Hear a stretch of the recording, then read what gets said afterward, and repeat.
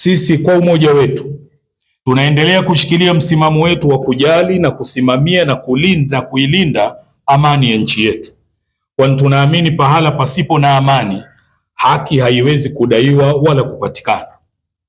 Haki ni mchakato, process, na kwa msingi huu haki ili ipatikane inahitaji wakati na pahala, time and space, na ili pahala pa kudaia haki paweze kufanya hivyo, amani inahitajika kwanza, ndipo haki iweze kupatikana.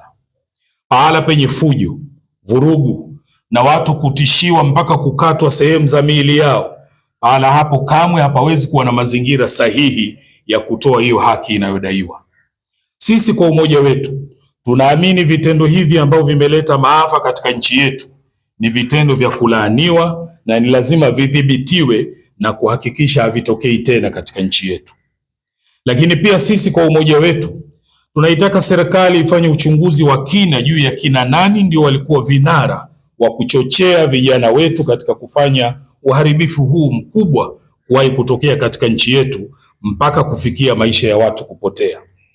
Sisi kwa umoja wetu tunaiomba serikali kuwaangalia wale wote ambao kwa namna moja ama nyingine wamekumbwa na maafa haya na wala hawakuhusika kwa namna yoyote ile, kuwaangalia kwa jicho la huruma pamoja na kuwafariji.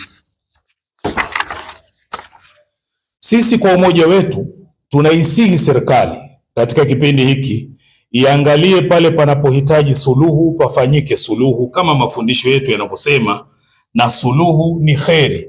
Qur'ani sura An-Nisa aya 128. Na pale panapohitaji maridhiano, basi serikali pia iwe tayari kufanya hivyo kwa maslahi mapana ya nchi yetu na raia wake. Japokuwa pia tunaisihi